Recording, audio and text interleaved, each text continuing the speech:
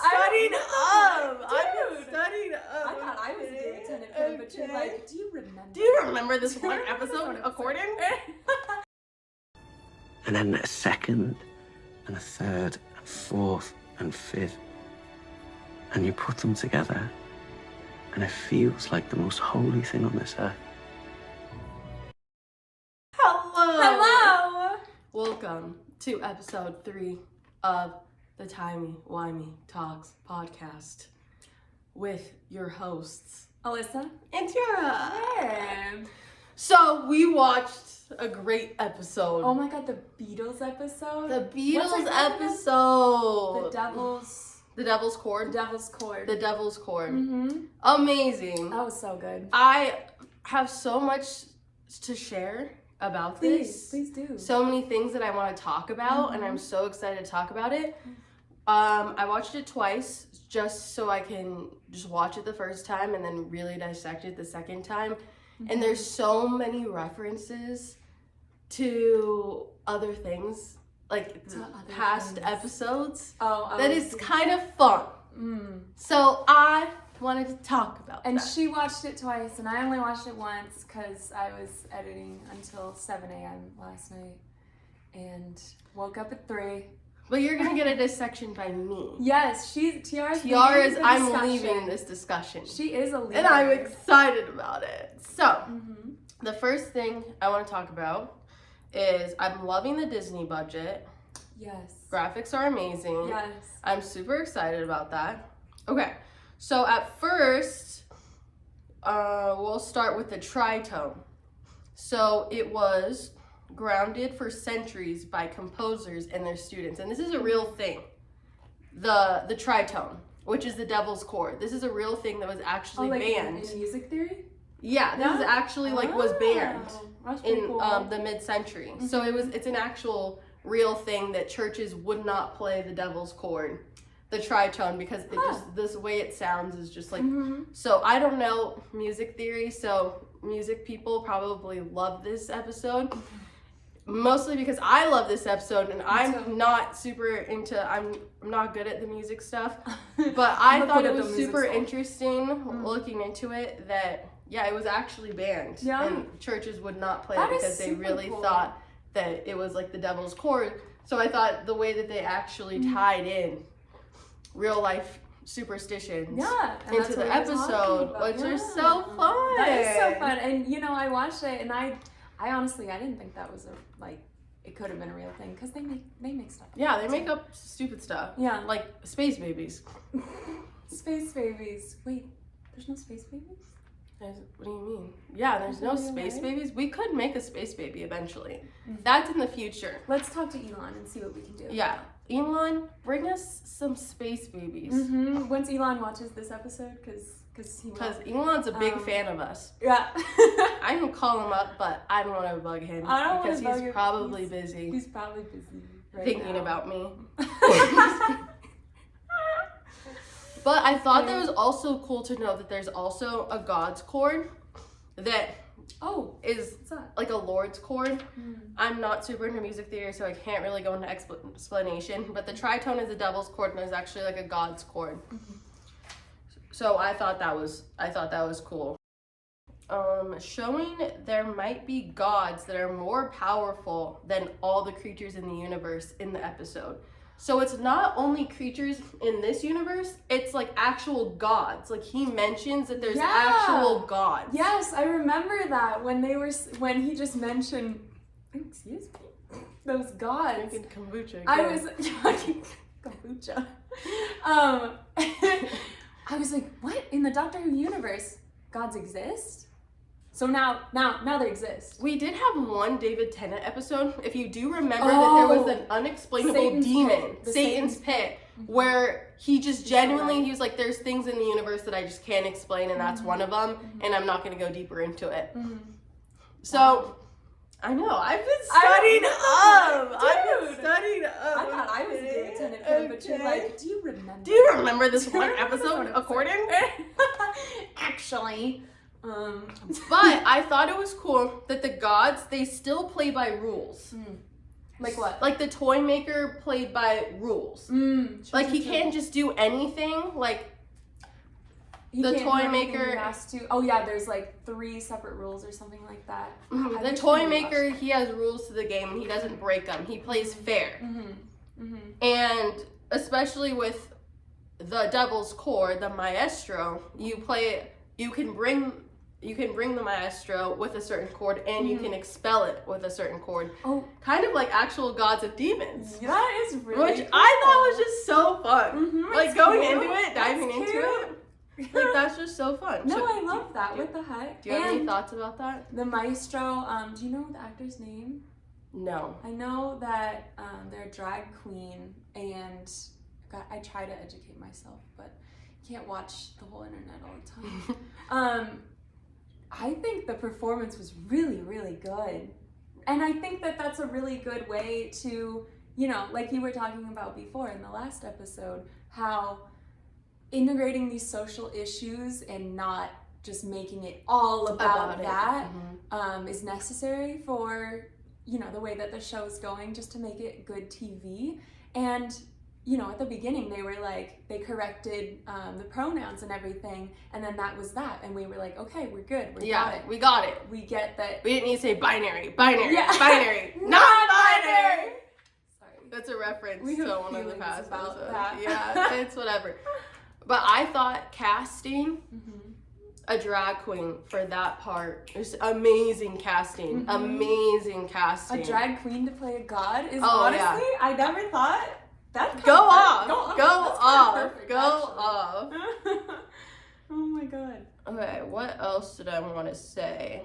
I thought it was also cool that there's things above the Doctor. You can banish them in their dimensions, but you can't kill them. Like Things how?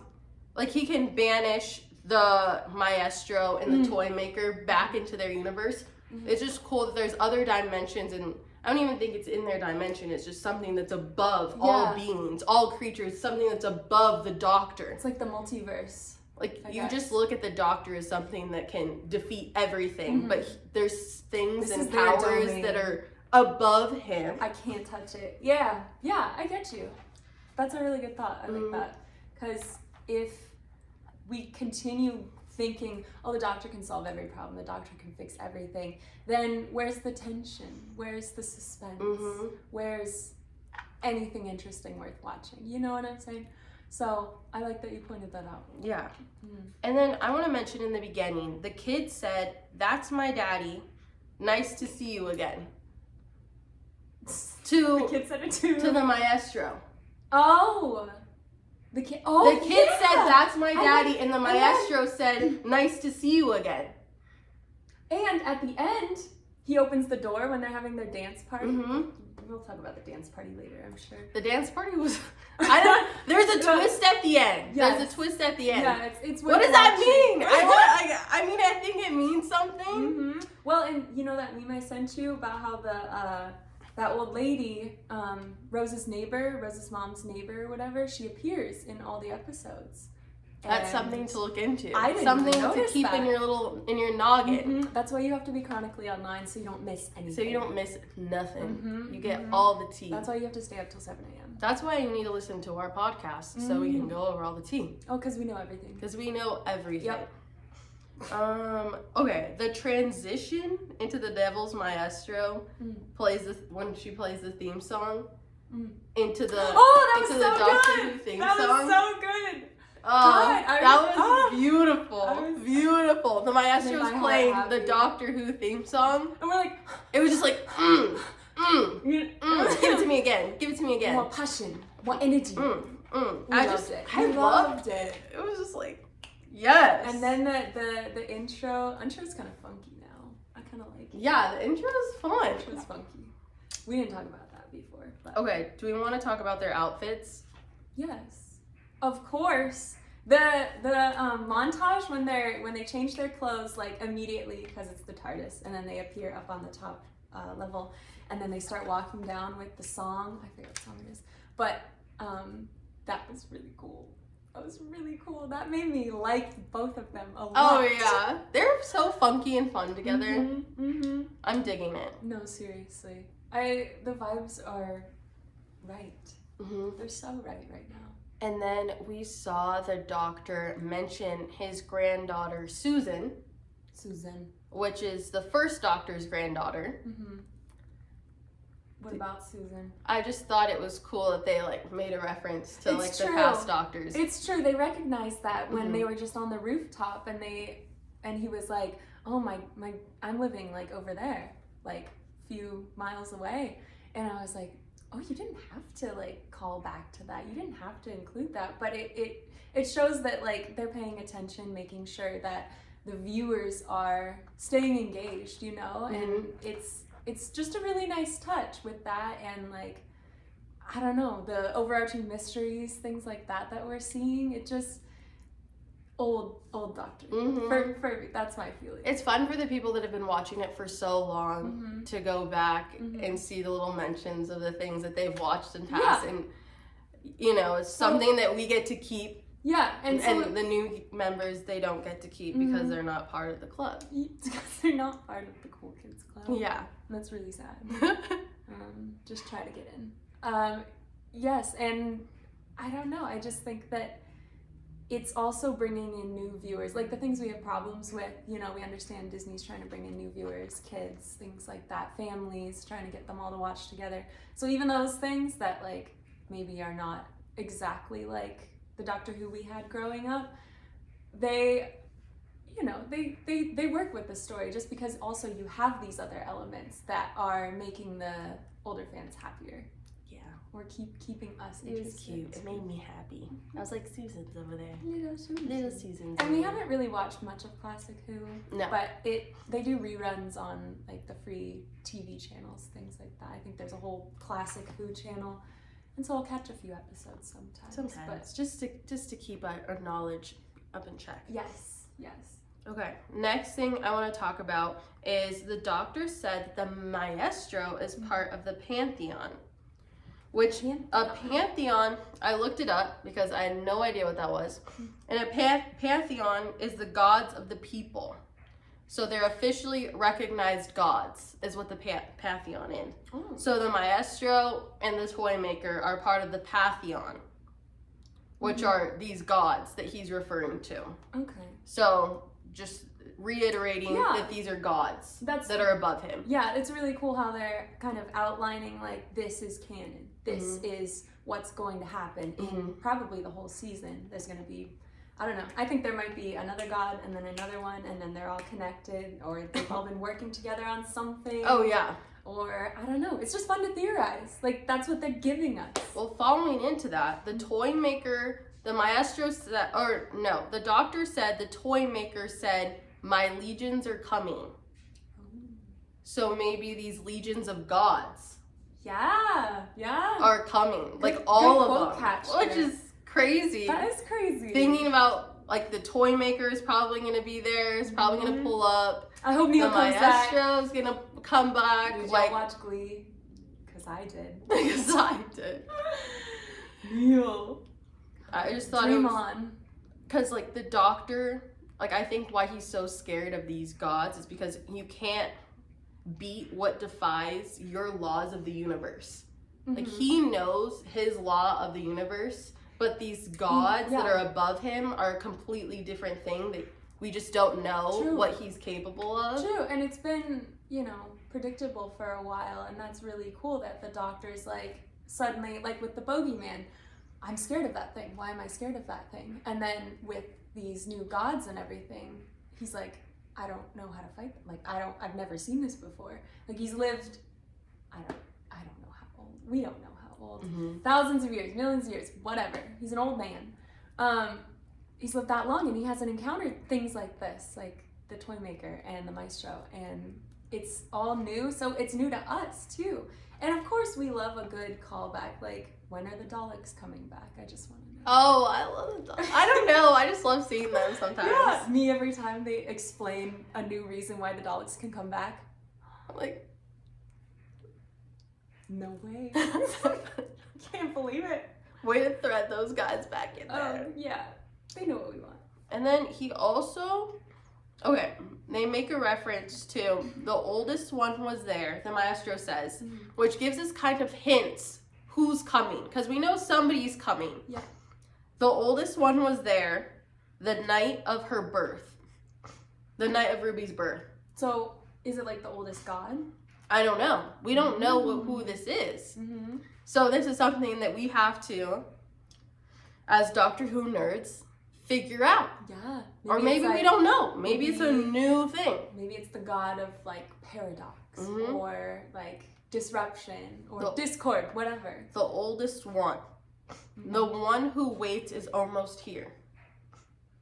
I was like, Amy. So it's an old one, Amy's and it's one who waits. Amy or Rory, because they be waiters. They're both waiters. That's why they're good together. Throw back to Amy and Rory. I love that. Throw back. Let's talk about it. Oh, my favorite redheads. And then and then I wanted to, at the end, I wrote like, there's always a twist at the end. What is that? And why is the kid back? Yes. Why is the kid here? Why was he only there for 5 seconds in the beginning and then we didn't learn anything about him? I know, I needed more. I wanted more. I wanted more, but at the same time I didn't want more. I was like, keep me guessing. Yeah, keep me guessing. guessing. Russell, please. Well, because that's my daddy to the toy maker. That's my daddy. Yeah. You know? You want him to make you a toy, don't you? I do. But that's all I wrote on this episode. I thought it was a really good episode. It was a really good episode, and we were pleasantly surprised because we were like, oh, they're coming back to meet the Beatles. Like, is it going to be another Rosa Parks where the Beatles wouldn't be who they are without the Doctor? Yeah. And it wasn't. And they were there, of course. They explain what's going on, but it's the Doctor and Ruby who solve the mystery and fight the villain. And well, the Beatles also played a part at the end of making the chord, so they are kind of their own like lyrical, they got their little musicianal geniuses at there, so they got their like little hero moment too. That's so cute. Good job, you guys. Yeah, I really like this episode. I really liked it too. So thank you for this. And because, the next one, I've seen like little videos of like previews for the next one, and I'm really excited. We're excited to watch. Called? No, I don't. I'll have to look into it. But we're excited to watch the next one. Yeah. We will do a review on the next one by section, and hopefully it'll answer some of our questions that we have about what is coming. And okay, so the Christmas thing is somehow tied into this. We got Christmas. We have some Lord or God that's coming who waits. So we have all and this kid, and there's a twist at the end. So we have all this that we can just bunch together now. There's just so much. I mean, the face of Bo waited. Amy waited. Oh, the face of Bo. You remember? Yeah. I thought that bitch died. Face of Bo. Yeah. Doctor was there for his last breath. Yeah. Jack Harkness. Dead. He did. And, you know, I don't fully understand the face of Bo, but I mean, does anybody? No. Maybe you should tell us. Oh yeah, he's Jack. He is Jack, but I'm like, but how? Jack is so hot. Did you watch Torchwood, right? No, I actually did not watch Torchwood. Well, you should. Maybe I'll get to that It's next. pretty intense, honestly. There's like some raunchy. Okay. It's not the Doctor, sorry. I don't care. It's Jack. This is Jack. Daddy Jack. I hate to break it to you. There you are, Daddy. Hate to break it to you, but those scenes will not be what you're expecting. At least in terms of you being a girl who's in love with Jack. Oh, I forgot he's bi. Jack is bi. Slay, good for him. Well, anyways, thank you for joining us. Thank you for this episode. And thank you, Tyara, for leading. For writing notes of course. Did you like my notes? I loved your notes. I thought they were good. Your handwriting's not my favorite. No, my handwriting is actual trash. You can see what I wrote, and it's like actual, just like scribbles. I asked for Cornell notes too, but she didn't give them to me. I can only do so much as a person with ADHD. You know, I can only expect so much. Thank you for joining us. Thank you. We will see you on the next episode. Bye. Follow us on TikTok, on Timey-Wimey Talks. Thank you. Timey.wimey.talk. Oh, right. Don't get confused. People assume that time is a strict progression of cause to effect, but actually, from a non-linear, non-subjective viewpoint, it's more like a big ball of wibbly-wobbly, timey-wimey stuff.